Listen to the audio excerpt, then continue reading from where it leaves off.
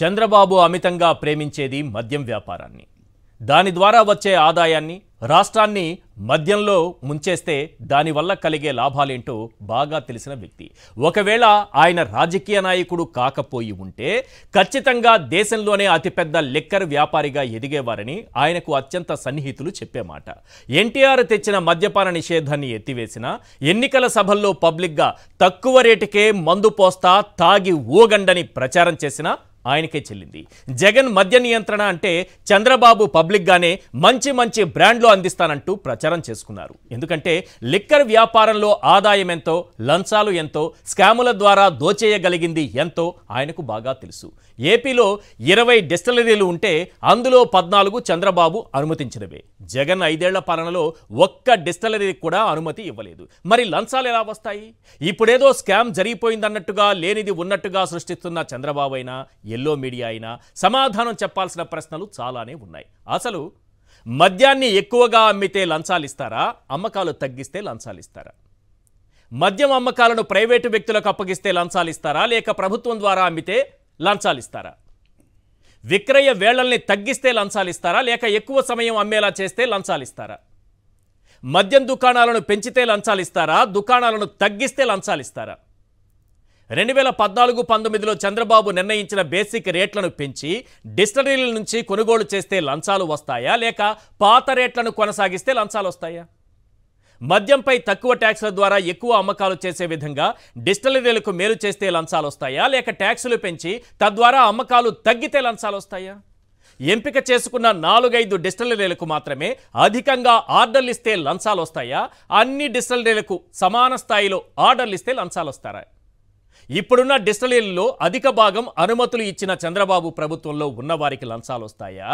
లేక ఏ ఒక్క డిస్టిలరీకి అనుమతి ఇవ్వని వైఎస్ఆర్సీపీ ప్రభుత్వంలో ఉన్న వారికి లంచాలు వస్తాయా? ఈ ప్రశ్నలకు తాగి సమాధానం చెప్పినా ఓకే, తాగకుండా సమాధానం చెప్పినా ఓకే. కానీ అలవి కాని హామీలు ఇచ్చేసి ఒక్కటి నెరవేర్చకుండా ఈ ప్రభుత్వం డైవర్షన్ పాలిటిక్స్ చేస్తోంది. సూపర్ 6 హామీలు గాలికి, అవినీతిలో పైకి దూసుకెళ్తున్న కూటమి సర్కార్ ఈ 10 ప్రశ్నలకు సమాధానం చెప్పాలి.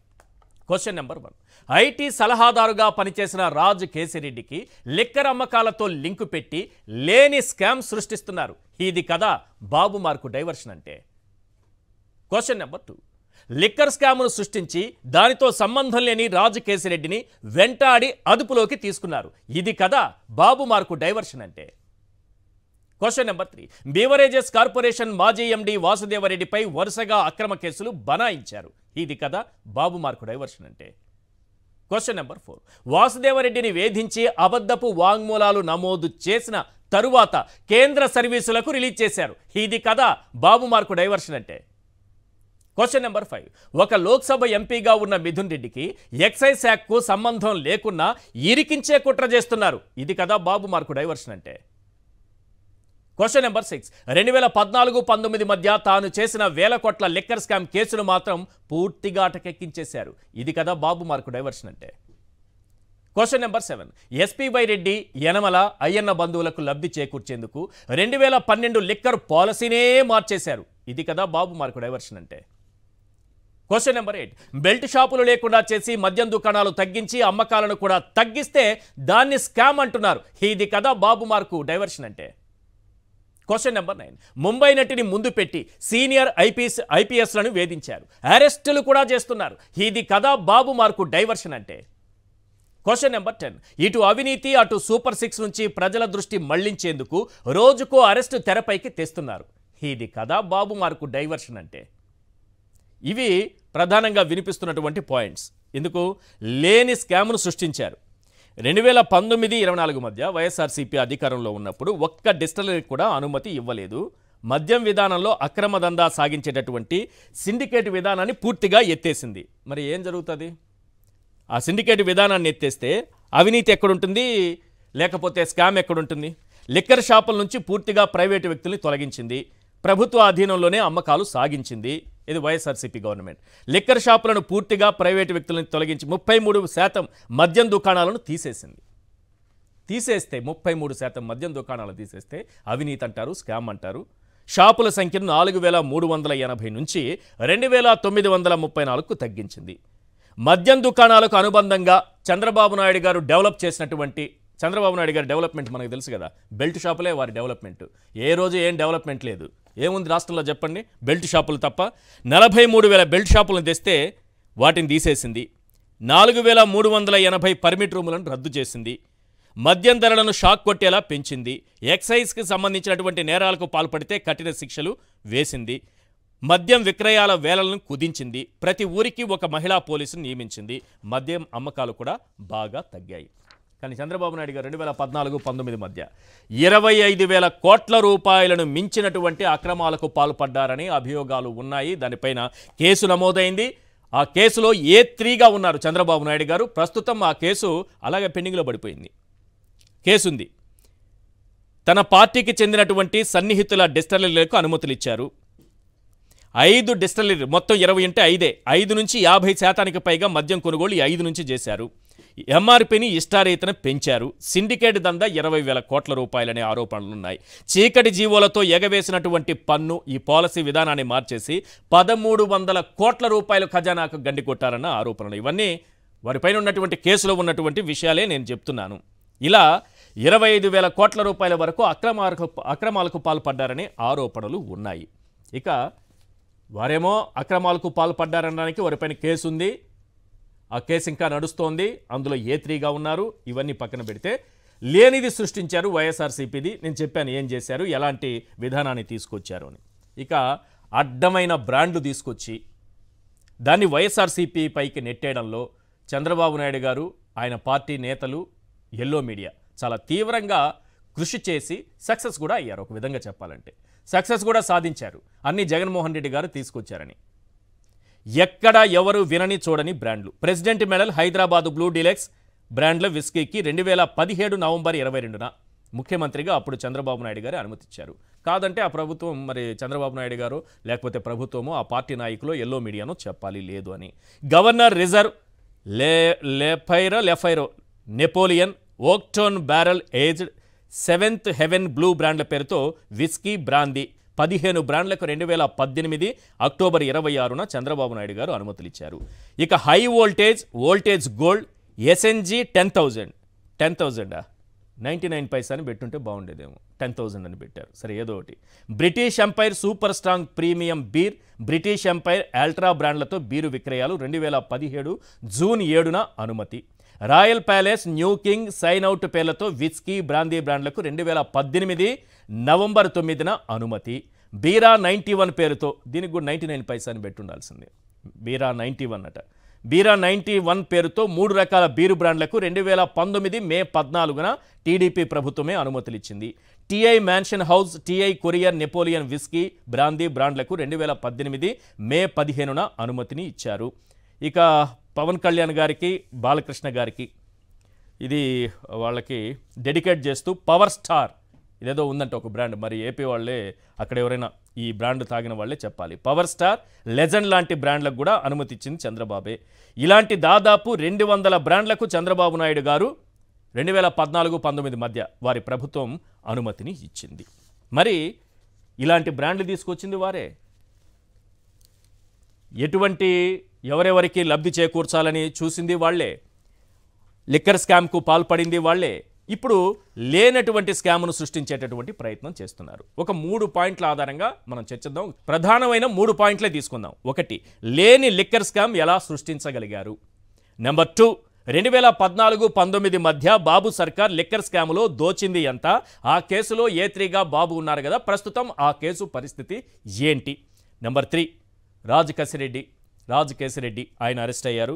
సీతారామాంజనేయులు గారు, మాజీ ఇంటెలిజెన్స్ చీఫ్, వారిని అరెస్ట్ చేశారు. సూపర్ 6 ఇవ్వలేకపోయినందుకు ప్రజల్లో వస్తున్నటువంటి వ్యతిరేకత, లేకపోతే ప్రభుత్వ వైఫల్యాలు కప్పిపుచ్చుకోవడానికి ఒక డైవర్షన్ పాలిటిక్స్ కూడా తీసుకొస్తున్నారు. వీటన్నిటిపైన ఈ 3 పాయింట్ల ఆధారంగా చర్చిద్దాం. చర్చలో పాల్గొంటున్నారు కేఎస్ ప్రసాద్ గారు, సీనియర్ అనలిస్ట్, నాగార్జున యాదవ్ గారు, వైఎస్ఆర్సీపీ అధికార ప్రతినిధి. నాగార్జున గారు, విజయసాయిరెడ్డి సాక్ష్యం కీలకంగా మారింది. రాజ్ కేసిరెడ్డి కీలకంగా మారారు. సరే, ఆయన్ని కూడా అరెస్ట్ చేశారు, అదుపులోకి తీసుకున్నారు. ఇప్పుడు లేని లిక్కర్ స్కామ్ను సృష్టించారు అని అంటున్నారు కదా. చాలా కీలకంగా మారింది. వైఎస్ఆర్సీపీ మేడకు చాలా పెద్ద స్కామ్ చుట్టుకోబోతోంది అన్నట్టుగా పరిస్థితులు కనిపిస్తున్నాయి. లేని లిక్కర్ స్కామ్ అని అంటున్నారు, లేని లిక్కర్ స్కామ్ను సృష్టించారని అంటున్నారు. ఇలా అనడానికి ఏమైనా ఆధారాలు ఉన్నాయా?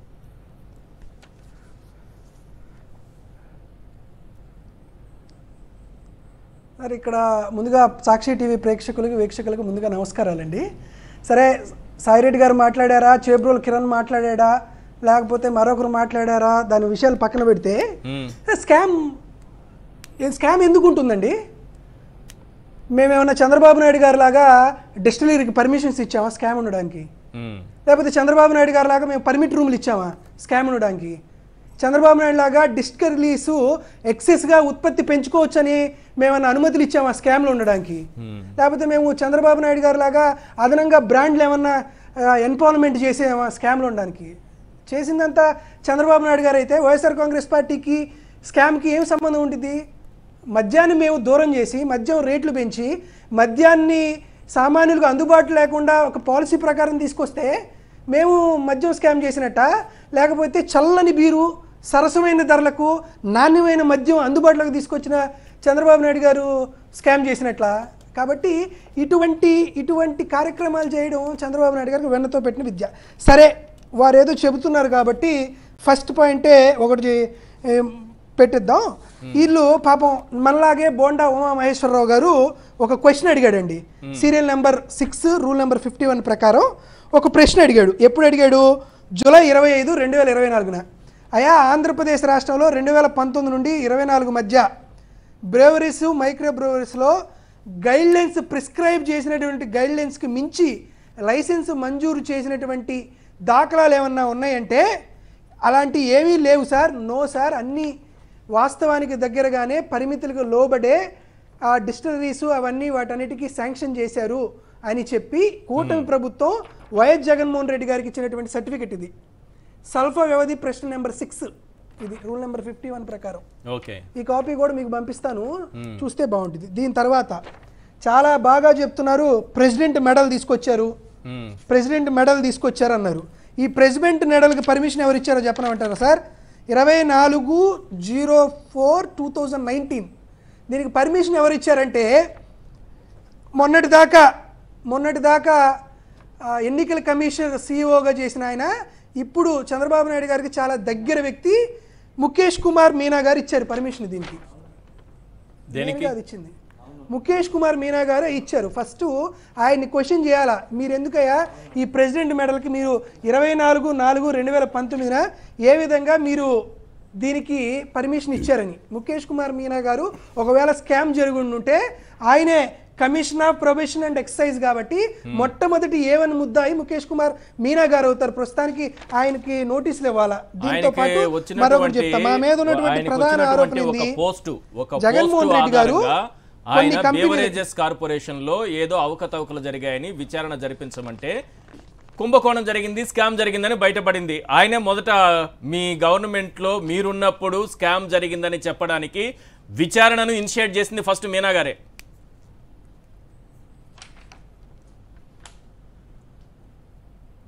అదేనా సార్, ప్రెసిడెంట్ మెడల్కి పర్మిషన్ ఇవ్వడం అనేదే క్రైమ్ అయితే ఈ క్రైమ్కి సంతకం పెట్టింది ముఖేష్ కుమార్ మీనా గారు అని చెప్పి డాక్యుమెంట్ చూపిస్తున్నారు డేట్తో సహా 24/4/2019. దాంట్లో ఏముంది, ఎంక్వైరీ చేయమని చెప్పండి. దాంతోపాటు మా మీద మరొక ఆరోపణ ఏంటంటే జగన్మోహన్ రెడ్డి గారి హయాంలో ఒక 4 డిస్టిలరీస్కి అదనంగా అంటే అనుకున్న దానికంటే ఎక్కువ సప్లై చేసే అవకాశం ఇచ్చారు. ఒక కంపెనీ పేరు ఎస్ఎన్జే షుగర్స్ ప్రైవేట్ లిమిటెడ్, వాళ్ళకి 12.99% వీళ్ళకి ఇచ్చారు అని అడుగుతున్నారు. దీనికి సంబంధించి చెప్తానండి సార్. ఈ ఎస్ఎన్జే డిస్టిలరీస్కి 26 మే 2017 వాళ్ళకి ఎస్ఎన్జే డిస్టిలరీస్ 26 మే 2017 అప్లికేషన్ పెట్టుకుంటే వాళ్ళకి పర్మిషన్స్ ఇచ్చింది జూన్ 7, 2017 చంద్రబాబు నాయుడు గారి ప్రభుత్వం. ఈ బ్రిటిష్ ఎంపైరర్ అనే వస్తున్నటువంటి బ్రాండ్కి పర్మిషన్ ఇచ్చింది కూటమి ప్రభుత్వం. ఏది, ఎస్ఎన్జే షుగర్స్ అండ్ ప్రొడక్టెడ్ లిమిటెడ్కి. దానికి సంబంధించి ఒకసారి పర్మిషన్ 26 మే 2017 ఇచ్చారు, మరొకసారి 9 నవంబర్ 2018 ఇచ్చారు. వీళ్ళు నెల్లూరు జిల్లాలో వీళ్ళు ఆపరేషన్ స్టార్ట్ చేసిందే చంద్రబాబు నాయుడు గారు ముఖ్యమంత్రిగా ఉన్నప్పుడు. మొట్టమొదటిసారి వీళ్ళు ఆపరేషన్ స్టార్ట్ చేసింది 2018, 2019 ఫైనాన్షియల్ ఇయర్ అని వాళ్ళు రాసుకున్నటువంటి ఐసీఆర్ఏ దాంట్లో ఆ కంపెనీ వాళ్ళు చెప్పుకున్నారు. ఓకే, మేము 12.99% వీళ్ళకి మేము ఉత్పత్తి చేసుకున్నామని వీళ్ళకి ఆఫర్ ఇచ్చినని చెప్పింది దాని కంపెనీకి. దానికి ఆద్యుడు చంద్రబాబు నాయుడు గారే. వీళ్ళ కంపెనీకి మేము ఇచ్చేది ఏంది, అందరూ ఇస్తున్నారు, వైఎస్ఆర్ కాంగ్రెస్ పార్టీ గవర్నమెంట్ కూడా వచ్చింది. ఇంకొకటి పెరల్ డిస్టిలరీ ప్రైవేట్ లిమిటెడ్ అనే దానికి ఇచ్చామని చెప్పారు, దానికి కూడా వస్తున్నారు. ఈ పెరల్ బేవరేజెస్ లిమిటెడ్కి జియో నెంబర్ 51 20వ తేదీ 4వ నెల 2016న వీళ్ళకి పర్మిషన్స్ ఇచ్చింది చంద్రబాబు నాయుడు గారి ప్రభుత్వం. ఓకే, ఇది GO miscellaneous number 51 April 20, 2016. April 20 అంటే చంద్రబాబు నాయుడు గారు పుట్టినరోజు నాడున ఈ కంపెనీకి పర్మిషన్స్ ఇచ్చారు. పెరల్ డిస్టిలరీ ప్రైవేట్ లిమిటెడ్ అనేటువంటి సంస్థకి పర్మిషన్స్ ఇచ్చింది చంద్రబాబు నాయుడు గారి హయాంలో, దానికి సంబంధించినటువంటి జీవో. తర్వాత ఎస్పీవై అగ్రో ఇండస్ట్రీస్, దీనికి కూడా మీరు ఇచ్చారని చెప్తున్నారు. దానికి సంబంధించి కూడా చూపిస్తానండి, ఆశ్చర్యం. 2014లో వాళ్ళకి అనుకున్న దానికంటే 50% అదనంగా మద్యం ఉత్పత్తి చేసుకోమని ఇచ్చినటువంటి జీవో రొటీన్ నెంబర్ 498 ఇది.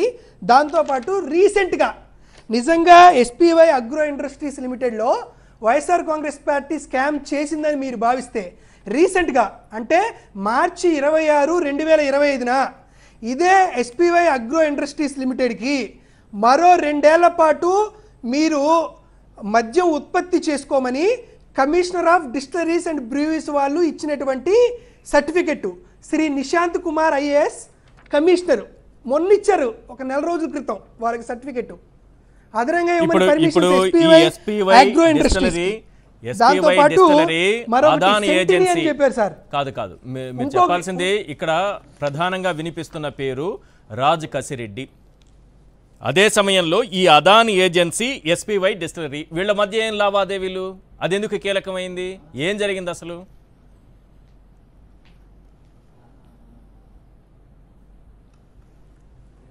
సార్, ఇద్దరు ప్రైవేటు వ్యక్తుల మధ్య ఏదన్నా ఒక కమర్షియల్ యాక్టివిటీ జరిగితే దానికి అప్పుడున్నటువంటి ప్రభుత్వానికి ఏదన్నా రెస్పాన్సిబిలిటీ ఉంటుందండి, ఏమన్నా బాధ్యత ఉంటుందా?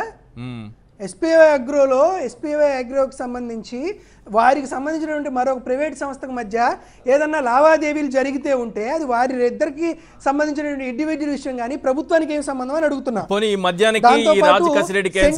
సెంటినీ బయో ప్రొడక్ట్స్ అని చెప్పి మరొక సంస్థకు మీరు ఆర్డర్స్ ఇచ్చారన్నారు. సార్, నేను ఒకటి చెప్తున్నా, రాజ్ కసిరెడ్డి గారు వైఎస్ఆర్ కాంగ్రెస్ పార్టీ హయాంలో నలుగురు ఐటీ అడ్వైజర్స్ ఉంటే నలుగురు ఐటీ అడ్వైజర్స్లో ఒక ఐటీ అడ్వైజరు. ఆయన కూడా ఒక మొదటి 2 ఏళ్ళలో 1.5 year మాత్రమే ఐటీ అడ్వైజర్ పదవిలో ఉన్నారు. తర్వాత ఆయనకి కోవిడ్ అయిపోయిన తర్వాత రెన్యువల్ కూడా ఇవ్వాల. ఒకవేళ వైఎస్ఆర్ కాంగ్రెస్ పార్టీ నిజంగా బేవరేజెస్ కార్పొరేషన్లో ఏదన్నా హోల్డ్ ఉండాలనుకుంటే రాజకసిరెడ్డినో నాగార్జున యాదవ్నో ఆ బేవరేజ్ కార్పొరేషన్ చైర్మనే చేసుకునేటువంటి అధికారం శక్తి మా దగ్గర ఉంటే ఒక నలుగురిలో ఒకరైనటువంటి ఐటీ అడ్వైజరు రాజకసిరెడ్డికి సంబంధించిన వ్యక్తిని అక్కడ పెట్టి వారి ద్వారా ఒక కార్యకలాపాలు చేయాల్సిన అవసరం వైఎస్ఆర్ కాంగ్రెస్ పార్టీకి ఏముంది? నేను క్లియర్గా చెప్తున్నా, మీరు ఒక ఐదు సప్లయర్స్కి మీరు ఎక్కువగా మీరు వాళ్ళకి వర్క్ ఆర్డర్ ఇచ్చారు అంటే ఈ 5 సప్లయర్స్కి మీరే ఇచ్చారు పర్మిషన్స్ అంటున్నా. ముగ్గురు పేర్లు చెప్పాను. 4వ పేరు సెంతినీ బయో ప్రొడక్ట్స్, వాళ్ళకి జీవో రొటీన్ నెంబర్ 494 2014లో ఒక జీవో ఇచ్చారు. దాంతోపాటు ఇంకొక ఆశ్చర్యం, పాపం వీరి మీద ఎంత ఆనందం అంటే వాళ్ళకి 1838 క్యూసెక్ల వాటరు మునియేరు రివర్ నుంచి ప్రొడక్షన్ చేసుకోవడానికి అనుమతులు ఇస్తూ డిసెంబర్ 27, 2018న GO number miscellaneous number 128 Chandrababu Naidu గారి ప్రభుత్వం కూడా ఈ సెంతినీ బయో ప్రొడక్ట్స్కి ఇచ్చింది. అవును. దీంతో పాటు 5వ కంపెనీ వీళ్ళు చెప్పింది షార్వానీ ఆల్కో బ్రూవరీ కంపెనీ. ఈ షార్వానీ ఆల్కో బ్రూవరీ కంపెనీకి సంబంధించి చంద్రబాబు నాయుడు గారి హయాంలో వీరు కట్టాల్సినటువంటి 4 కోట్ల రూపాయలు కట్టాల్సినటువంటి 5,60,00,000 రూపాయల ట్యాక్స్ని కట్టించుకోలేదు ఈ శార్వని నుంచి అని అప్పటి ప్రభుత్వం పైన కాగ్ చేసినటువంటి ఆరోపణలు. Chapter 3 page number 36 CAG report మార్చి 2019. సో ఈ 5 కంపెనీలకు తెలుగుదేశం పార్టీకి చంద్రబాబు నాయుడు గారికి సంబంధం ఉంది, కానీ వైఎస్ఆర్ కాంగ్రెస్ పార్టీకి ఏం సంబంధం? దాంతోపాటు మరొకటి చెప్తున్నా, మేము ఏ కంపెనీకైనా 10% కంటే 12.99% మేము హైయెస్ట్గా ఇచ్చినటువంటి వర్క్ ఆర్డర్, 12.99% మేము హైయెస్ట్ ఇచ్చిన వర్క్ ఆర్డర్, 12.99% మేము వర్క్ ఆర్డర్ ఇచ్చింది మీరు స్కామ్ అంటే చంద్రబాబు నాయుడు గారు 2018-19లో యునైటెడ్ స్పిరిట్స్ ప్రైవేట్ లిమిటెడ్ అనేటువంటి సంస్థకి 31.90% ఇచ్చారు. ఒకే కంపెనీకి 31.90, అంటే ప్రతి దాంట్లోనూ 1/3% మీరు ఒకటే కంపెనీకి వర్క్ ఆర్డర్ ఇస్తే దీన్ని స్కామ్ అనాలా? అన్ని కంపెనీలకు 5%, 6%, 7% లాగా అన్ని సంస్థల్ని సమానంగా చూసినటువంటి వైఎస్ఆర్ కాంగ్రెస్ పార్టీ చేసింది స్కామ్ అనారా? రైట్. అయితే వాసుదేవరెడ్డి బేవరేజెస్ కార్పొరేషన్ చంద్రబాబు నాయుడు గారు తప్పితే మరొకరు ఎవరూ చేయలేదు. వాసుదేవరెడ్డిని బేవరేజెస్ కార్పొరేషన్ కి సంబంధించి ఆయన దగ్గర తీసుకున్న 164 స్టేట్మెంట్ కింద రికార్డ్ చేశారు. కానీ ఇప్పుడు అది ఇబ్బందికరంగా మారదా మీకు? న్యాయమూర్తి ముందు వాంగ్మూలం ఇప్పించారు సార్. ఫస్ట్ అయితే కేసులు పెట్టారు, ఆయన కూడా హైకోర్టుకి వెళ్ళారు, చాలా చేశారు. కానీ రిజెక్ట్ చేశారండి. ఓకే,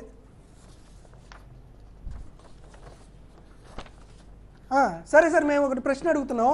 164 స్టేట్మెంట్ అంటే పోలీసుల ముందు ఒక నిందితుడు ఇచ్చినటువంటి స్టేట్మెంట్ చల్లదు, తిరిగి వాళ్ళు మెజిస్ట్రేట్ ముందు అదే స్టేట్మెంట్ ని ఒప్పుకుంటే అప్పుడు చెల్లుతుంది.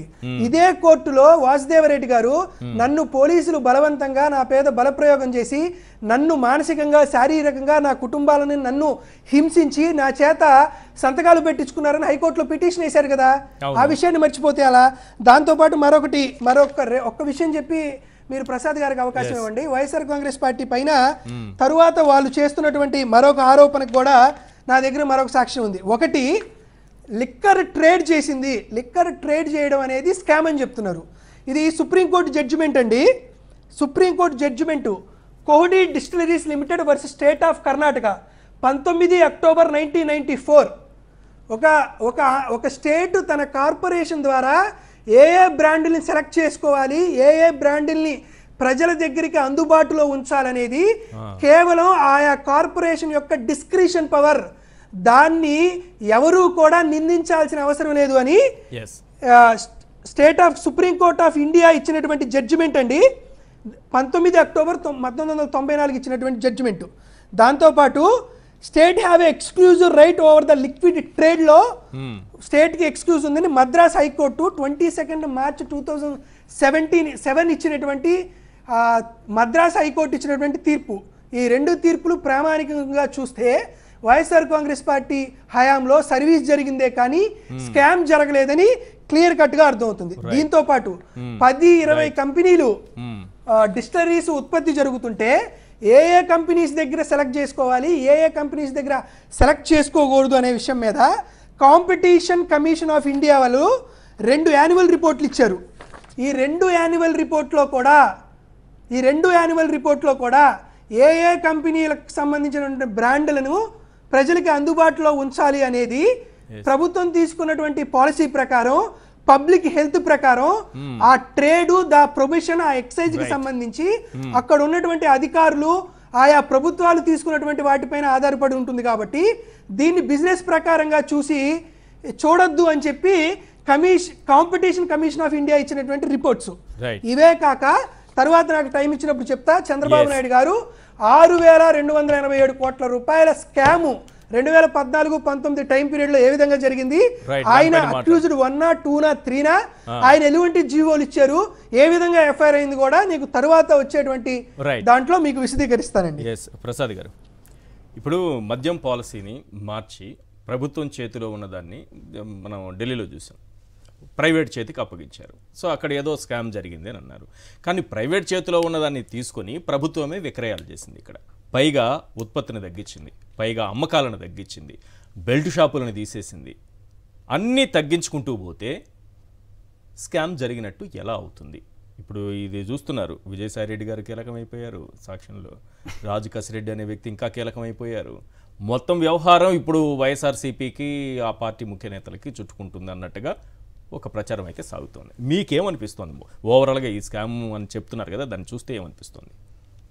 ముందుగా సాక్షి ప్రేక్షకులకు నమస్కారం అండి, అలాగే ప్యానల్లో ఉన్న పెద్దలకి మీకు కూడా నమస్తే. నమస్తే సార్. సార్, ఒకటి మీరు ఒక సినిమా ఒకటి ఉంటుంది పవన్ కళ్యాణ్ గారి దాంట్లో, అందులో బ్రహ్మానందం గారు నెక్స్ట్ ఏం జరుగుతుందో వాడు మొత్తం సినిమా అంతా తీసుకొని పెట్టుకుని ఉంటాడు, వచ్చి ముందే ప్రొయాక్టివ్గా అలా జరిగితే ఇలా చేద్దామని. మీకు ఇక్కడ గమనించవలసిన విషయం ఏంటంటే, వీళ్ళు ఇన్ని కబుర్లు చెప్తున్నారు కదా, జగన్మోహన్ రెడ్డి గారి ప్రభుత్వం తీసుకున్న లిక్కర్ పాలసీని మొన్న పాలసీ అమెండ్ చేసేదాకా ఆల్మోస్ట్ 6 months ఇదే పాలసీ రన్ అయింది కదా. మహా అయితే నరేంద్ర మోడీ మనకి చిన్నపిల్లలకి కథ చెప్పినట్టు క్యాష్ కాకుండా డిజిటల్ ట్రాన్సాక్షన్ జరిగింది, అంతే కదా. ఇప్పుడు ఎలా ఉంటుందంటే, మన ఇద్దరం ఒక షాప్కి వెళ్ళాం, నా దగ్గర డబ్బులు ఉండి నేను ఒక వస్తువు కొనుక్కున్నా, మీరేమో నరేంద్ర మోడీ గారి వారసుడు కాబట్టి ఖచ్చితంగా ఇలా చూపించి ఒక డిజిటల్ స్కాన్ చేసి బయటకు వచ్చారు. మీరు జర్నలిస్ట్ కాబట్టి మీకు ప్రసాద్ గారు ఇచ్చిన డబ్బులు ఆడు కౌంటర్లోంచి లేపేసి ఎక్కడికో తీసుకెళ్ళిపోయాడు అని మీరు ఒక జర్నలిస్ట్గా ఒక వార్త చెప్పారు అనుకోండి, అదేంటిది ఎలా జరిగింది అని అడుగుతారు కదా. అన్నది అవకాశం కాకుండా వాడు అరే సప్లై సార్ ఈ డబ్బులు అది క్రెడిట్ కార్డ్ ఇచ్చినా డెబిట్ కార్డ్ ఇచ్చినా డిజిటల్ మనీ ఇచ్చినా లిక్విడ్ క్యాష్ ఇచ్చినా నేను చెప్పాల్సింది సార్, లెక్క చెప్పాలి కదా. అమ్మిన బాటిల్స్ ఎంత, వాళ్ళకి తేడా అంటే ప్రభుత్వానికి గత ప్రభుత్వానికి ఈ ప్రభుత్వానికి తేడా ఏంటంటే, వీళ్ళు డిజిటల్ ట్రాన్సాక్షన్ చేస్తూ లిక్విడ్ క్యాష్ ఏ ఇళ్ళకి ట్రాన్స్ఫర్ చేశారు. అప్పుడంటే తాడేపల్లి నేలమాలిగలు కథలు చెప్పేవారు కదా, ఇప్పుడు ఏ నేలమాలిగలకి వెళ్ళి ఒకసారి లిక్విడ్ ఫామ్ క్యాష్ ఎంత కాదన్నా ఒక 20% లిక్విడ్ క్యాష్ వచ్చి ఉంటుంది కదా.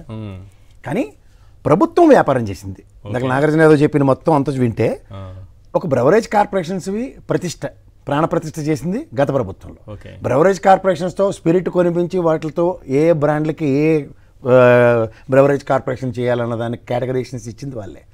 సో ఓవరాల్గా ఒకదానికి నీటి వసతులు ఇస్తూ, ఒకదానికి హైయెస్ట్ ప్రొడక్షన్కి ఛాన్స్ ఇస్తూ, ఇంకో దానికి సమ్ పర్సంటేజ్ ఆఫ్ ఫ్లెక్సిబిలిటీస్ ఇస్తూ వాళ్ళ బ్రాండ్లు వాళ్ళు తయారు చేసి అమ్ముకోవడానికి ఈ ప్రభుత్వం దాన్ని స్వీయ నియంత్రణ పాటించింది. దానికి కంపారిజన్ చూడమనండి ఒకసారి.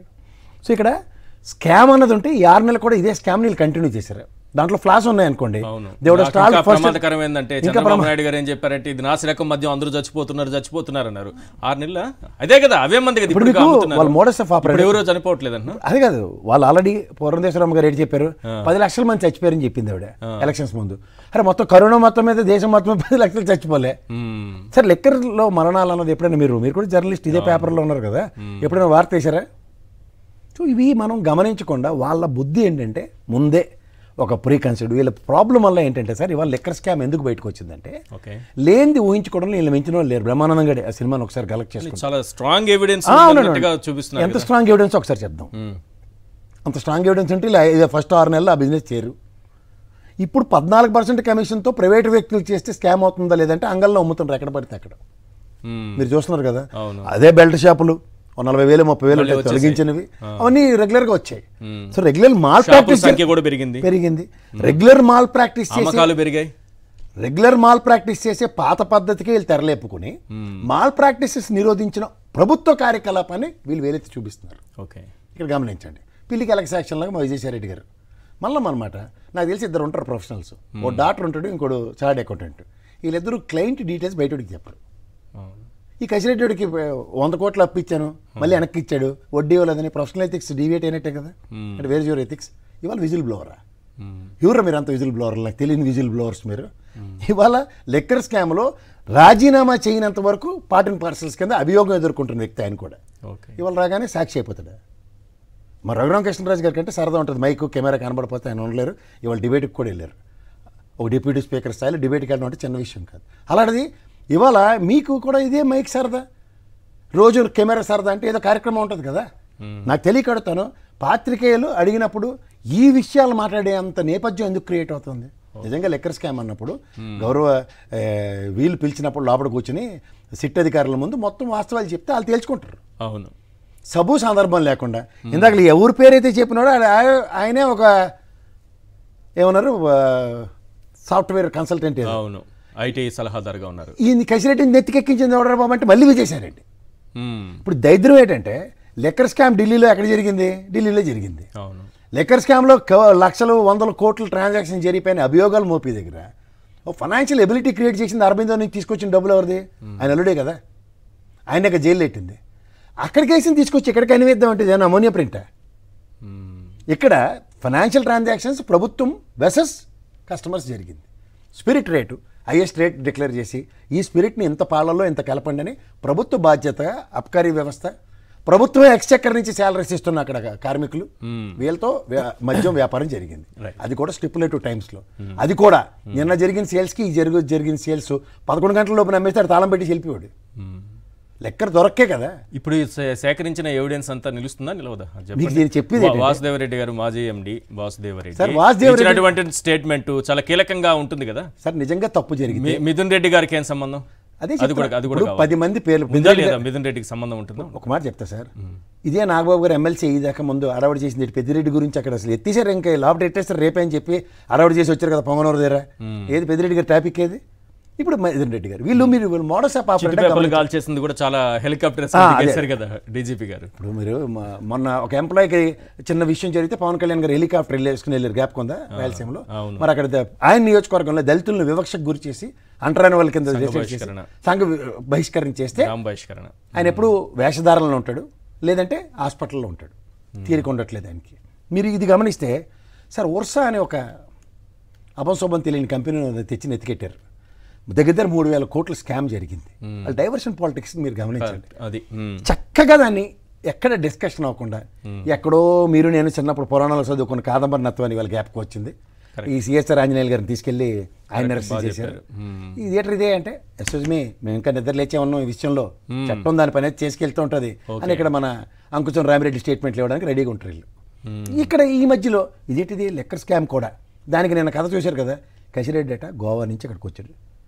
ఇలా రావిడి గారు కానీ వెళ్ళి పచ్చల్లోనూ విచారణకు వస్తాను అదే చెప్పారు, విచారణకు వస్తాను అన్నండి. ఇవాళ ఎయిర్పోర్ట్లో అరెస్ట్ చేయవలసిన ఉదంతం వచ్చింది. ఉదాహరణకి ఆయన నిజంగా విదేశాలు పారిపోయినట్టు గోవా నుంచి మళ్ళీ అన్నమాట.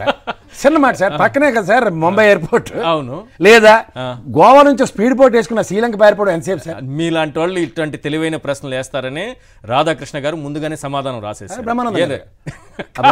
ముందుగానే రాశారు. ఏం రాశారో తెలుసా?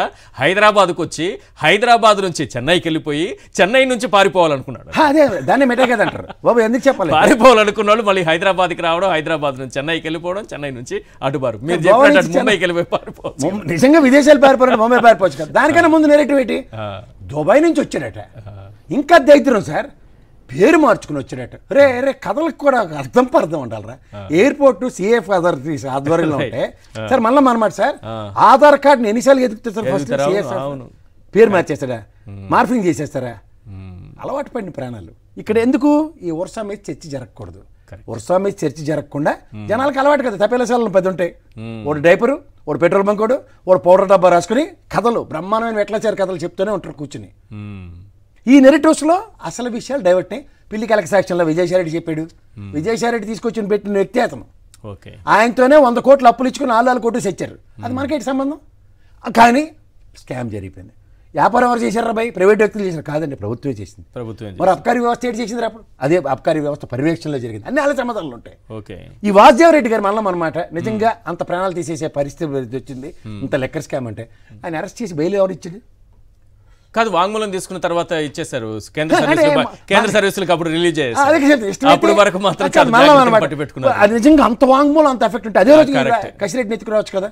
అలా ఏం తీసుకెళ్ళి ఎక్కడెవరో ముఖ్యమంత్రి గారితో లాబింగ్లు నడిచి ఏం కాదులే అని భరోసాలు ఇచ్చుకుంటూ ఎందుకు మీ కాకంబుల్ స్టోరీస్? ఇక్కడ మధ్యలో ఇటు తిప్పి అటు తిప్పి విజయసాయిరెడ్డి వర్సెస్ కసిరెడ్డి. ఇదెందుకు మాకు పంచాయతీ? ఇద్దరు తీసేసిన తహసీల్దారులు ఇష్టంలో మాకేం తీశారు? అది నిజంగా చెప్తున్నాను.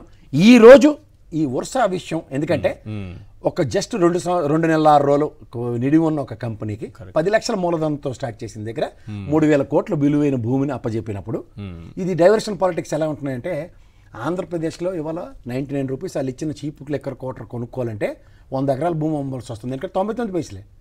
వైజాగ్ వాస్తవులు 100 ఎకరాల భూమి అమ్మితే కానీ కోటర్ కొనుక్కోలేరు. మీరు ఇందాక లేదో ఇంట్రడక్షన్లో అన్నారు ఏదైనా 99 రూపీస్ అంటే. సార్ అది 2014-19 విజనరీ డాక్యుమెంట్. ఇప్పుడు 24 to 2029 విజనరీ డాక్యుమెంట్లో 99 ఏదైనా 99 వస్తుంది. ఇప్పుడు మీరు 5 సంవత్సరాల తర్వాత డిబేట్ పెట్టినప్పుడు 99 రూపీస్ బ్రాండ్ బాటా రేట్ గురించి మీరు చర్చిద్దాం. Right. ఇప్పుడు మీరు ఇంకొక విషయం చెప్తారు. రైట్. ఒక్క దెబ్బకి ఎన్ని పెట్టలు, ఒక పక్క గోవులు. శ్రీకాకుళంలో మా శ్రీకూర్మంలో స్వామివారి అవతారంలో నక్షత్ర తాబేలు చచ్చిపోయాడు. ఓ పక్క పవన్ కళ్యాణ్ గారిని కాపాడాలి, ఆయన ఎందుకు బయటకు వచ్చి మాట్లాడలేరు ఇలాంటి విషయాల్లో. ఇలాంటివి ఏంటంటే ప్రభుత్వం మీదే అభివాదం వేయాలి. ఎందుకంటే అలా హోమ్ మినిస్టర్ మాట్లాడి బ్రహ్మాండం కనిపించని లడ్డూల గురించి మాట్లాడతారు కానీ శ్రీకూర్మంలో ఏం జరుగుతోంది, తిరుమలలో గోశాలలో ఏం జరుగుతుందో ఇక్కడ చంద్రబాబు నాయుడు గారు కాబట్టి రెడీగా ప్రొయాక్టివ్నెస్. ఇప్పుడు ప్రతి దానికి ఒక డైవర్షన్ పాలిటిక్స్ చేస్తున్న దగ్గర ఈ ప్రభుత్వ నిర్ణయాన్ని ఓ పక్క విజయసాయిరెడ్డి స్టేట్మెంట్స్ తోను వాళ్ళు మళ్ళీ చింతకాయలు వెళ్ళిపోతారు గారు. అబ్బాయి విజయ్ బ్రహ్మాండం అంటే నువ్వు ఎన్ని కథలు చెప్పినా నిన్ను వదిలిబొమ్మాలి అని వాళ్ళు అక్కడ. మరి ఇప్పుడు దానికి సాక్షిగా ఏ విధంగా వెళ్తున్నారు? రైట్. పైపచ్చి ఇలాంటి ఆయన ఛానల్లో మీరు ఇలా డిబేట్లు పెట్టడం కూడా మేము ఖండిస్తాం. మొన్న ఆయన ఛానల్ అని చెప్పేది ఆయనే పెట్టాడు ఈ ఛానల్. సరే సార్, వాస్తవాలు చర్చించుకోవాలి. అదే ఎవరైనా మరి నేను అంటుంది ఏంటంటే వాస్తవాలు చర్చిద్దాం అన్నప్పుడు ఈ వాస్తవ విషయాలు పక్కదారి పెట్టించడానికి సడన్ గా ఈ 100 కోట్ల ట్రాన్సాక్షన్ ప్రభుత్వానికి పెట్టుబడి పెట్టడానికి అప్పించారు అరవిందో నుంచి. లాజిక్ అనండి. ఇప్పుడు ప్రభుత్వమే అబ్కారీ వ్యవస్థ త్రూగా ఈ పర్చేజ్, ఎందుకంటే ఇందాక నాగార్జున చెప్పినట్టు బ్రెవరేజ్ కార్పొరేషన్స్ నుంచి స్పిరిట్ కొని బ్రెవరేజ్ కార్పొరేషన్స్కి అప్రూవల్ ఇచ్చిన ప్రతి బ్రాండ్ రెస్పెక్టివ్ బ్రెవరేజ్ కార్పొరేషన్ నుంచి మ్యానుఫ్యాక్చర్ చేసి అది అవుట్లెట్స్లో మద్యం దుకాణాలు కూడా ప్రభుత్వం నిర్వర్తిస్తున్న దగ్గర ప్రతి ట్రాన్సాక్షన్ డబ్బులు కొనుగోలు చేసింది, అమ్మకం చేసింది, ఎక్స్చెక్కర్ త్రూగా ట్రాన్సాక్షన్ జరిగినప్పుడు out of the box transaction ఎక్కడ జరిగినట్టు? రైట్.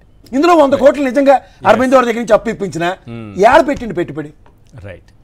ఎస్ నాగార్జున యాదవ్ గారు, దీని నుంచి అంటే ఇప్పుడు వస్తున్నటువంటి ఈ స్కాము ఆరోపణలు దీని నుంచి బయటపడతారా? Point number 1. పాయింట్ నెంబర్ 2 ఏంటంటే ఇదే మళ్ళీ 14-19లో మీరు ఇంతకుముందు అన్నారు కదా చంద్రబాబు నాయుడు గారి ప్రభుత్వం గతంలో ఎటువంటి స్కామ్ చేసిందో చెప్తానని. ఏం చెప్తారు? నిజంగా అప్పట్లో జరిగినటువంటి స్కామ్ గురించి ఏం చెప్తారు?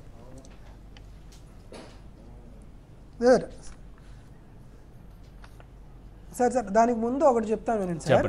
ఇప్పుడు రాజ్ కసిరెడ్డి గారిని అరెస్ట్ చేయడానికి ఒకటి చెప్తాను. రాజ్ కసిరెడ్డి గారికి లుకౌట్ సర్క్యులర్ ఆల్రెడీ రిలీజ్ చేశారు. ఓకే. రాజ్ కసిరెడ్డి గారు విదేశాలకు పారిపోయేటువంటి అవకాశమే లేదు, ఎందుకంటే ఆయన మీద లుకౌట్ సర్క్యులర్ ఉంది కాబట్టి ఆయన ఎక్కడికి వెళ్ళినా కూడా ఆయన అలౌ చేయరు అసలుకి. కాబట్టి కావాలని ఒక చిత్రీకరణ చేయాలని ఆయన ఇక్కడికి రావాలనేటువంటి ప్రయత్నం, ఆయనకు ఉన్నటువంటి లీగల్ కాంప్లికేషన్స్ ఆయన వాడుకొని కొంత డిలే చేసుకున్నాడు. అది కూడా కుదరకపోతే ఆయన వస్తాడని చెప్పిన తర్వాత కూడా పారిపోతున్నాడనేటువంటి ఒక అభిప్రాయాన్ని వ్యక్తపరిచి ఆయన అరెస్ట్ చేశారు. అది ఫస్ట్ పాయింట్. సెకండ్ పాయింట్ చెప్తానండి, పిఎస్ఆర్ ఆంజనేయులు గారిది. పిఎస్ఆర్ ఆంజనేయులు గారిని సెప్టెంబర్ 5, 2024 తేదీన ఆయన పైన ముంబై చైల్డ్ ఆర్టిస్టు జత్వానీ గారు ఫిర్యాదు చేశారు. ఎవరు? సెప్టెంబర్ 15న ఆంధ్రప్రదేశ్ రాష్ట్ర ప్రభుత్వం ఆయన్ని సస్పెండ్ చేసింది. సెప్టెంబర్ 17 ఆంధ్రప్రదేశ్ రాష్ట్ర ప్రభుత్వం సస్పెండ్ చేసిందండి. సెప్టెంబర్ 15, 2024న. సెప్టెంబర్ 15 నుండి ఈరోజు ఏప్రిల్ 22 దాకా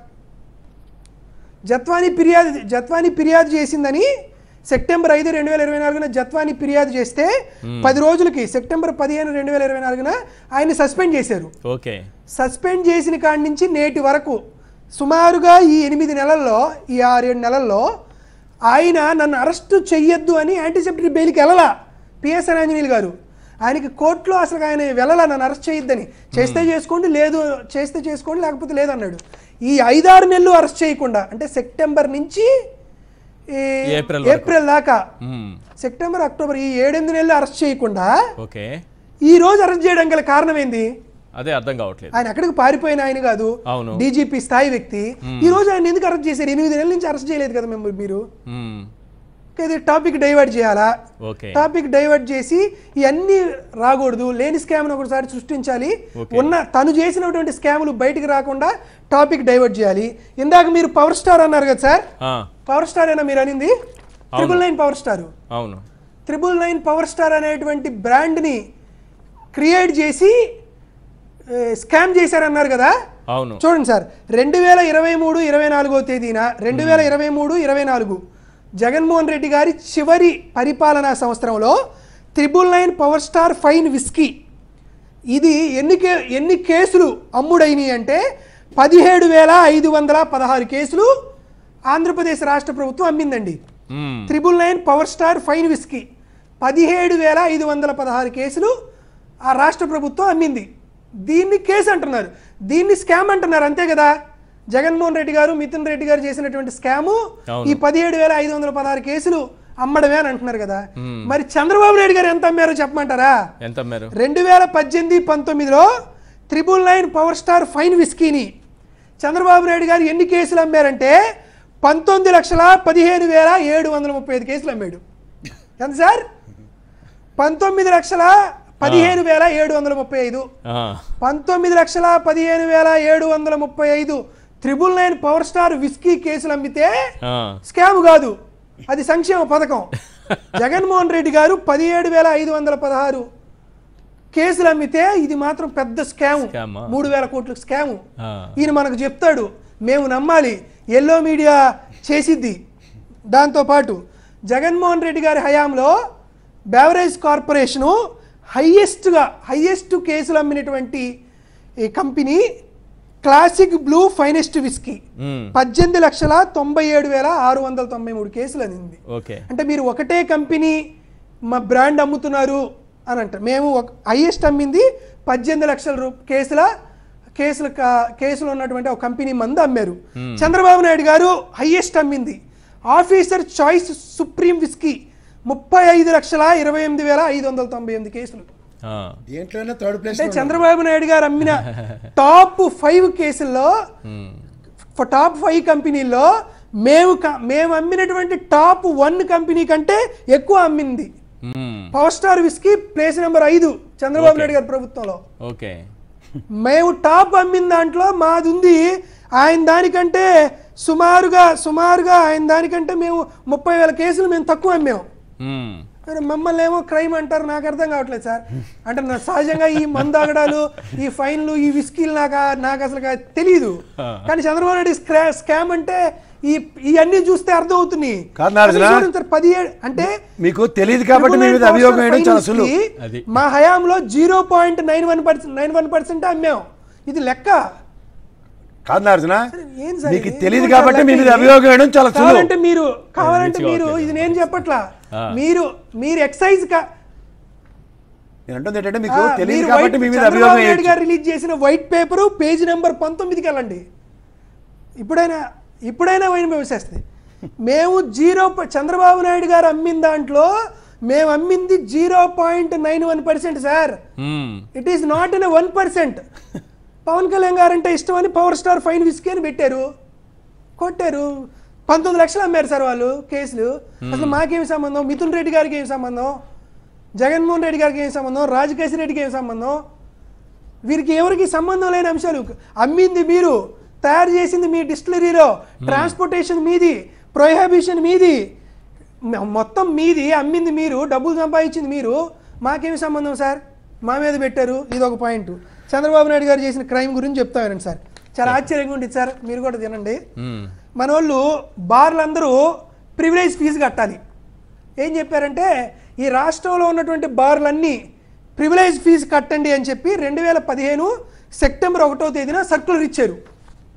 అప్పుడు అందరూ ఏమన్నారంటే బార్లు ఉన్నటువంటి వాళ్ళందరూ కలిసి కూర్చొని, అరే బాబు వీళ్ళు ప్రివిలేజ్ ఫీజు కట్టమంటున్నారు, ఈ కట్టడం అంటే చాలా కష్టం కదా, మనం ఎంతో కొంత ప్రభుత్వ పెద్దలకు ఇస్తే ఆ ప్రివిలేజ్ ఫీజు తగ్గిస్తారు అని చెప్పి ఏం మాట్లాడుకున్నారో ఏందో అందరూ వెళ్ళి ప్రభుత్వానికి ఒక లెటర్ రాశారు.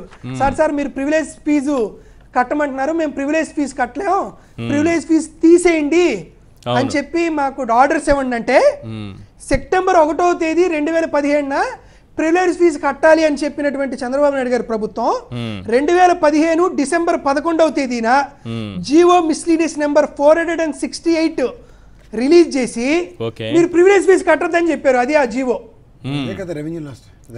అసలు కట్టొద్దని మీరు చెప్పి బెదిరించి వారి దగ్గర మీకు ఆమ్యామ్యాల అందంగానే మళ్ళీ కట్టాల్సిన అవసరం లేదన్నారు.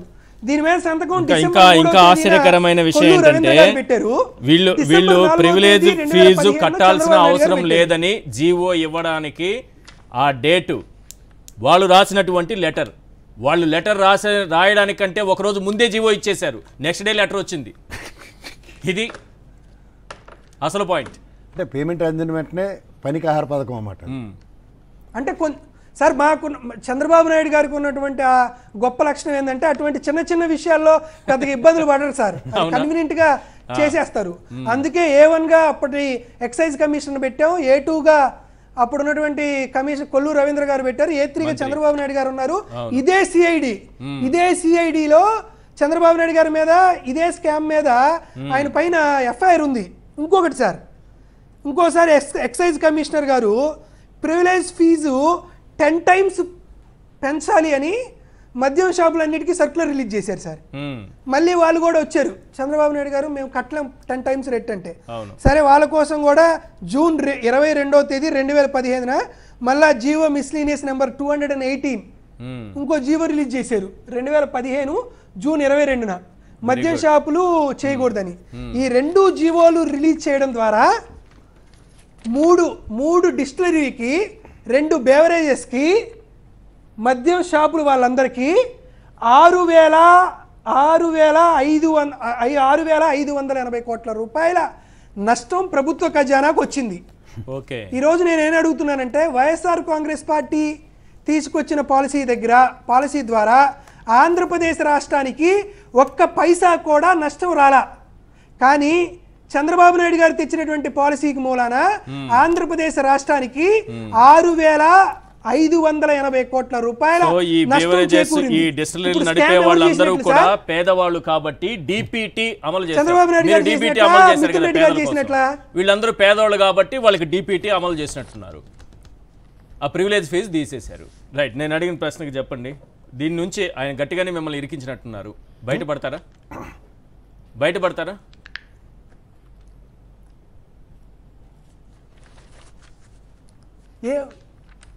ఎవరు ఆయన బయటపడాలి సార్. ఈ కేసు నుంచి బయటపడతారా? ఈ కేసు నుంచి బయటపడతారా? చిన్న వార్డు మెంబరో, చిన్న అంగన్వాడీ కార్యకర్తలో, లేకపోతే చిన్న అదే సార్ అటువంటి వాళ్ళకు కూడా తీవ్రమైనటువంటి ప్రభుత్వం నుండి వ్యతిరేకత వచ్చి ప్రభుత్వ బలగాలు వాటి మీద పోరాడుతుంటే కూటికి గతి లేని వాళ్ళు, గుక్కడి నీళ్లు లేని వాళ్ళు, తినడానికి తిండి లేని వాళ్ళు కూడా వైఎస్ జగన్మోహన్ రెడ్డి గారి నాయకత్వం బలపడాలని చెప్పి వారు డబ్బులు ఆశ చూపించినా, వారి అధికారాన్ని ఆశ చూపించినా, రాజకీయ పదవులు ఆశ చూపించినా జగన్మోహన్ రెడ్డి గారే నాకు కావాలని ఎలుగెత్తి నిలబడినటువంటి ఆత్మగౌరవం ఉన్నటువంటి వైఎస్ఆర్ కాంగ్రెస్ పార్టీ శ్రేణులు మేమందరం ఉంటే ఎవరో విజయసాయి రెడ్డి గారు మరొక దానికి ఆశపడి ఆయన చేసేటువంటి ఈ బేస్లెస్ ఎలిగేషన్ చూసి వైఎస్ఆర్ కాంగ్రెస్ పార్టీ భయపడాల్సిన అవసరం లేదు, వాటి నుంచి రావాల్సిన అవసరం లేదు. మేము మా టార్గెట్ ని, మా లక్ష్యాన్ని ప్రజలకు ఏ విధంగా సేవ చేయాలి, ఏ విధంగా ప్రభుత్వం చేసినటువంటి నిర్మోటమైనటువంటి వ్యవహారాన్ని ఏ విధంగా ప్రజాక్షేత్రంలో ఎండగట్టాలి, ఏ విధంగా ముందుకు వెళ్ళాలనేటువంటి ఆలోచనలే ఉంటాయి. కాబట్టి మీరు చేసినటువంటి భూపందారాలని, సూపర్ 6 హామీలను మీరు ఎందుకు అమలు చేయట్లేదనే కానీ మరొక కార్యక్రమాల్లో కానీ ప్రజల్ని చైతన్యవంతంగా చేసి వాళ్ళని బలపరిచి ప్రజాస్వామ్యవంతంగా తిరిగి కూటమి ప్రభుత్వాన్ని దించే కిందంగా మేము ప్రోత్సాహం చేస్తాం. కానీ విజయసాయి రెడ్డి గారో లేకపోతే రేపొద్దున మరొకరో చేసేటువంటి విమర్శలకు భయపడి మేము తగ్గేది లేదు. మేము మిథున్ రెడ్డి గారు కూడా ఒకటే చెప్పారు, అవసరమైతే జైలుకి వెళ్ళడానికైనా సిద్ధమే, కానీ వైఎస్ఆర్ కాంగ్రెస్ పార్టీ ఆత్మగౌరవాన్ని తాకట్టు పెట్టడానికి నేను ఎప్పుడు వెనుకాడను అని క్లియర్ కట్గా చెప్పాం. ఇప్పటికీ సిట్ అధికారులని మరొకరిని ముఖ్యంగా పోలీసులకు చెప్తున్నాను సార్, పోలీసులకు ఒక రిక్వెస్ట్ చేస్తున్నా సార్, కస్టడీలో ఉన్నటువంటి ఒక అక్యూజ్డ్ని కొట్టారు అని ఆయన 5 ఏళ్ల తర్వాత కంప్లైంట్ చేస్తే డీజీపీ స్థాయి వ్యక్తిని అరెస్టు చేసి ఆయన్ని ఇంటరాగేషన్ పేరుతో కూర్చొని రిమాండ్కి పంపించాలని ఈరోజు చర్చలు జరుగుతున్నాయి. సార్ మీకు మరొకసారి విజ్ఞప్తి చేస్తున్నా, ఈ రోజుకి సుమారుగా 178 కేసులు పెట్టి 1700 మందికి పైగా వైఎస్ఆర్ కాంగ్రెస్ పార్టీ సోషల్ మీడియా యాక్టివిటీస్ని అరెస్టు చేసి స్టేషన్లో కుళ్ళబోడి చెప్పులతో, చేతులతో, బూట్ల కాళ్ళతో వైఎస్ఆర్ కాంగ్రెస్ పార్టీ శ్రేణులు కొట్టారు. ఇదే పద్ధతిని వైఎస్ఆర్ కాంగ్రెస్ పార్టీ కూడా రేపు అవలంబిస్తే పోలీసు శాఖలో ఉన్నటువంటి ఉన్నతాధికారుల్ని పోలీసుల వేలతోనే వాళ్ళ కళ్ళల్ని పొడిచేటువంటి వ్యవస్థని చంద్రబాబు నాయుడు గారు తీసుకొస్తున్నారు. మీ చేతనే మీ ఉన్నతాధికారులని, మీ చేతనే మీ తోటి అధికారుల్ని, మీ చేతనే మీతో పాటు పనిచేసేటువంటి మీ స్నేహితులని అరెస్టు చేపించే విధంగా ఒక మార్గాన్ని కూటమి ప్రభుత్వం వేస్తుంది. ఈ విషయంలో పోలీసులు ఇంకొంత గొప్పగా ఆలోచించాలని, కొంత ఆలోచన పరంగా మిమ్మల్ని ఏ విధంగా వాడుకుంటున్నారనే విషయాన్ని కూడా గమనించవలసిందిగా కోరుతున్నాం. కాకపోతే పోలీస్ స్టేషన్లోకి వెళ్ళి నేరస్తుడిని కొట్టారు, మమ్మల్ని పోలీసులు కొట్టారని చెప్పి ఆయన అప్లికేషన్ పెడితే అరెస్ట్ చేయడం ఏందండి? ఇంతకు మించిన ద్రోహం ఏమన్నా ఉందా? కాబట్టి జరుగుతున్నటువంటి వ్యవస్థల్ని వైఎస్ఆర్ కాంగ్రెస్ పార్టీ శ్రేణులు ప్రజలు ఆశాంతం గమనిస్తూ ఉన్నారు.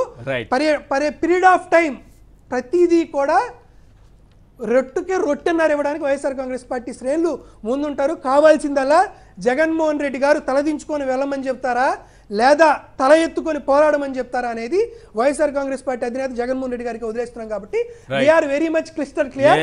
మేము ప్రజాస్వామ్య విధానాలు పద్ధతుల ద్వారానే ఈ ప్రభుత్వం మీద పోరాడతాం. రేపొద్దున అధికారంలోకి వచ్చిన తరువాత కూడా సహనం, శాంతి లాంటి అంశాలతోనే గాంధీజీ నేర్పినటువంటి ఆ మార్గంలోనే మేము పరిపాలన చేస్తాం. కానీ చంద్రబాబు నాయుడు గారు లాగా ఇటువంటి దురంకాపూరితమైనటువంటి పరిపాలన చేయమనేది కూడా మరొకసారి ప్రజలకు తెలియదు. ప్రసాద్ గారు కన్క్లూడ్ చేయండి, సమయం కూడా తక్కువ ఉంది. ఈ స్కామ్ ఇప్పుడు వైఎస్ఆర్సీపీ మీద వస్తున్నటువంటిది 2014-19 మధ్య చంద్రబాబు నాయుడు గారి పైన వచ్చిన ఆరోపణలు కేసు బుక్ అవడం, ఏది నిలుస్తుంది ఏది పోతుంది చెప్పండి, సింపుల్గా చెప్పేసి. ఇప్పుడు నిలవడం పక్కన పడడం తర్వాత విషయం సార్. ఇవాళ జగన్మోహన్ రెడ్డి గారు చంద్రబాబు నాయుడు గారి మీద పెట్టిన కేసులు, ఉదాహరణకి ఆ స్కిల్ డెవలప్మెంట్ కేసు, ఎక్స్చెక్కర్కి ఎప్పుడైతే లాస్ వచ్చిందో అంటే 380 కోట్ల దగ్గర దీంట్లో స్కిల్ డెవలప్మెంట్, నేను స్కిల్ కాదు, ఈ మద్యం స్కామ్ అటు ఉంది ఇటు ఉంది, ఇద్దరు అటు ఉంది ఇటు ఉంది, వీళ్ళేమో వీళ్ళపైన పెట్టాలని చూస్తున్నారు. ఇప్పుడు అధికారం చేతిలోకి వచ్చింది, ఇటు లేదు. అధికారం వచ్చిందని విచ్చలవిడితనం కుదరదు కదా. ఇప్పుడు 6,588 కోట్లు ఎక్స్చెక్కర్కి నెట్ లాస్. ఎందుకంటే బార్ లైసెన్సులు కానీ తర్వాత మద్యం దుకాణాల యొక్క ఫీజులు కానీ జీవో రూపంలో వాళ్ళు కట్టవలసిన దగ్గర లాబింగ్తో దాన్ని సస్టైన్ అయింది. 6,500 కోట్లు లాస్ అంటే ఎంత చేతులు మారుంటుంది చూడండి. ఆబ్వియస్లీ ఇవాళ అది ఫీజు రీయింబర్స్మెంట్ డబ్బులు కదా, అది 3,500 కోట్లు ఇవాళ ఆరోగ్యశ్రీ బకాయిలు చెల్లించడానికి ఉపయోగపడుతుంది కదా. అదే కదా క్లాస్ వార్ అని చెప్పి ఆయన మొత్తుకుంది, అదే కదా. ఇప్పుడు మీకు చంద్రబాబు నాయుడు గారు ఆయనలో జరిగిన అవకతవకలు ఎక్స్చెక్కర్కి లాసెస్ మీదే జగన్మోహన్ రెడ్డి గారు క్రిస్టల్ క్లియర్గా ఆయన మీద పెట్టిన కేసులు. ఎక్స్చెక్కర్కి ఒక బాధ్యత రాహిత్యంగా వ్యవహరించిన తీరుతన్నుల మీదే ఆయన మీద పెట్టిన కేసులు, అభియోగాలు. ఇవాళ మీకు ఖచ్చితంగా ఈ విషయంలోకి వచ్చారు కల్లా అభియోగాలు ఎంతవరకు జస్టిఫై అవుతాయి? వెంజెంటా పాలిటిక్స్ కాదు కదా, ఒక ఇష్యూని డైవర్ట్ చేయడానికి. నాకు నాగార్జున చెప్పినట్టు ఈ సిఎస్ఆర్ ఆంజనేయులు నిజంగా యాంటిసిపేటరీ బెయిల్ పట్టుకుని ఆయన కూర్చుని ఉంటే ఇట్ వుడ్ హావ్ బీన్ 8 నెలల నిడువులో ఆయన కనీసం దాని మీద అసలు పట్టించుకోకుండా సస్పెన్షన్ యాక్సెప్ట్ చేసి హైదరాబాద్ మొయినాబాద్లో దీంట్లో ఉంటే ఏమి కాకుండా ఇవాళ వాళ్ళ అవసరార్థం ఇది ఎక్కడ న్యాయం అండి? పైకి వచ్చింది వెంటనే వరుస. ఇప్పుడు నాకు తెలియకూడదు రఘురామ కృష్ణరాజు గారి విషయం, ఇదే గౌరవ న్యాయస్థానంలో ఇవాళ చిన్న కార్యకర్తలు కూడా మమ్మల్ని కొట్టారు సార్ 3rd డిగ్రీ అని చెప్తున్నప్పుడు ఆయన స్థాయి కలిగిన వ్యక్తి పోలీసుల మీద కంప్లైంట్ ఇవ్వాలి కదా. ఒక్క కానిస్టేబుల్ నేను సస్పెండ్ చేసిన ఉదంతం చెప్పండి. అవేవీ లేకుండా అవసరార్థం ఇక్కడ వీళ్ళు మమ్మల్ని ఎంటర్టైన్ చేస్తున్నారు కాబట్టి ఒక ఎంటర్టైన్మెంట్ కాన్సెప్ట్లో డ్రైవ్ చేస్తుంటే వ్యవస్థలో న్యాయ వ్యవస్థను ఈ విధంగా అవహేళన చేయడం ఎంతవరకు సమంజసం? Right. Thank you sir. Prasad గారు ఇవాళ చర్చలో పాల్గొన్నందుకు, అలాగే నాగార్జున యాదవ్ గారు థ్యాంక్ యూ అండి. ఇది ఇవాళ చర్చా కార్యక్రమం. చూస్తూనే ఉండండి సాక్షి టీవీ.